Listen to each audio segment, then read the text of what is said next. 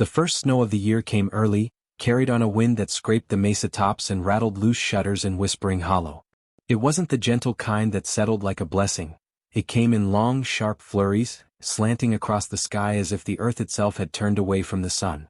By evening, the dirt street was hidden under a crust of white that creaked under boots, and the last wagon tracks blurred into the pale. Elias' heart moved through it with the kind of steady purpose that kept his breath from turning frantic. He had learned long ago not to hurry in weather like this. Haste made a man sweat, and sweat could freeze on your back before you reached your own door. He was 25 and looked older when the wind caught him just right. The kind of older that wasn't years but miles, every one of them ridden with something heavy in the saddlebag. Once he'd been a rancher on land his family had worked for 2 generations. Now he was just a hired hand on another man's spread, the house he grew up in sold, the cattle bearing another brand. Folks in town had their theories about him. Some called him quiet, others called him unlucky, but nobody knew about the little ring in his coat pocket, carved from mesquite wood, sanded smooth until it fit the inside of his palm like it had grown there. The thought of her was what kept him moving through the cold. Ayanna, 33, the daughter of Chief Ten Crow of the White River people. She carried herself with the stillness of fresh snowfall, and like snow, she seemed untouchable to most who saw her. Widowed young, the whispers said, her husband gone in a failed treaty skirmish. They called her the ghost's wife, when they thought she couldn't hear, and perhaps the name had stuck because she never answered to it, never showed them how it cut. In her own camp, she wasn't spared from talk either. Cursed, some claimed, to bring loss to any man she stood beside. Elias didn't put stock in curses, though he knew all about loss. The first time he'd seen her in winter was near the riverbank, the world so silent under snow you could hear the ice shifting beneath. She'd been gathering willow bark, her gloves bare-fingered for the work, breath rising in clouds.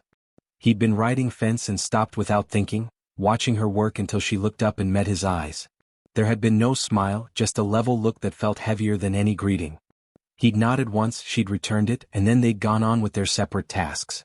It should have ended there, but it didn't. Now the snow was heavier, driven in sheets across the open land. He had to lean forward into it, his boots sinking with each step. The saloon was loud behind him when he left town, voices spilling into the night. A rancher without a ranch, someone muttered as he passed. Another voice, chasing the ghost's wife no less. He didn't slow. Words couldn't bite harder than the wind. He found her beyond the ridge, near the fence line of her family's land. The snow was up to the rails, drifts curling like frozen waves. She was brushing the frost from a young mare's coat, her breath quick in the cold. He stopped a few paces away, pulled the ring from his pocket, and held it out in his gloved hand. The snow fell between them, soft but relentless, gathering on the brim of his hat and in the folds of her hair. For a long moment she didn't move. Then she took it, turned it in her fingers, and looked at him the way a person studies the sky before a storm. "You know what they will say," she said quietly. "They've been saying things my whole life." She looked down at the ring again, then placed it back in his palm and closed his fingers over it. Wanting is not the same as having. And sometimes having is more dangerous. Her voice carried no cruelty, only the weight of someone who had learned the cost of letting another close. He didn't argue. She stepped back, her touch lingering against his hand for the briefest instant, and then turned toward the dark line of the trees, snow closing behind her like a curtain. He stood there longer than he meant to, until his hands ached from the cold. 2 nights later the storm hit. It wasn't the kind you rode through, it was the kind you braced against.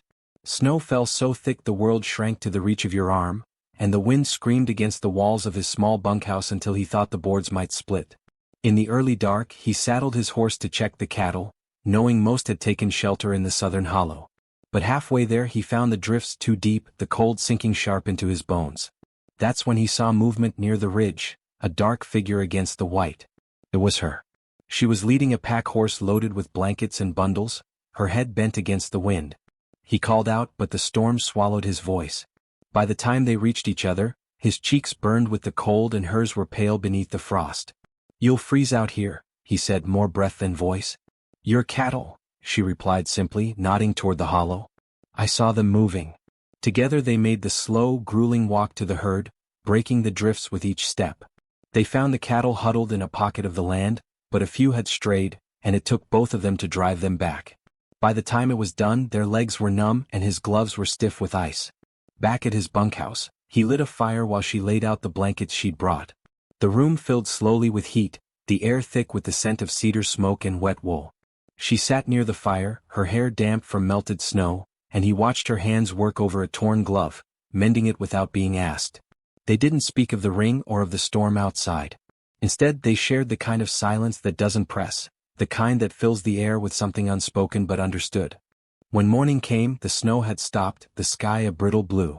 The world looked remade, every fence post capped in white, every tree bowed under its weight.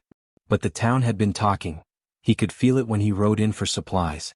Eyes followed him from the mercantile to the blacksmith's shop, and one man laughed loud enough to carry. Storm's over, but it seems hearts still snowed in with company. He ignored it, but Ahiana was not spared. In her own camp, she was met with questions sharp enough to draw blood. Why she'd gone to him. Why she'd risked herself for a man who was not of their people. She gave no answers. By the next day, he heard she hadn't been seen outside the camp. The week after, the bank came for the last of his grazing land. The deed was signed without ceremony, and he began packing what little he owned.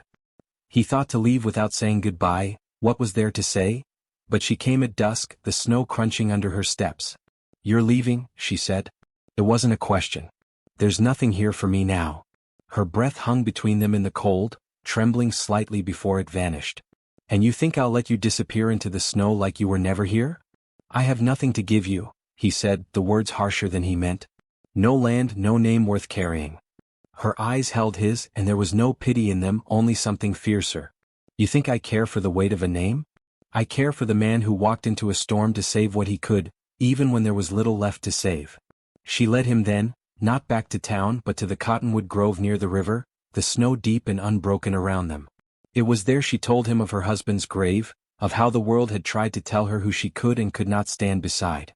The wind was softer there, the branches heavy with snow, the river whispering under its frozen skin. When they returned to town, the people gathered, drawn by something they could not name. Perhaps they expected another humiliation, another small tragedy to pass the winter. Instead, they saw her take his hand, place the mesquite ring on her own finger, and stand beside him without a word. The quiet was so complete you could hear the snow falling from the branches overhead. In that silence something shifted, not in the town, not all at once, but in him. The weight he'd carried seemed lighter, the road ahead no longer a thing to flee down, but to walk with her beside him. And if the whispers followed them, they did not bend under them. They walked on, leaving two sets of footprints in the snow until the wind covered them, and the land looked untouched once more. Maybe years from now, someone will find that grove and wonder about the tracks that led in and did not return. Maybe they'll imagine a story of curses or luck or stubborn love. And maybe they'll be right in some small way. But I will tell you this, love in the West was never loud. It was carved slow like river against stone, and it was warmest where the snow lay deepest.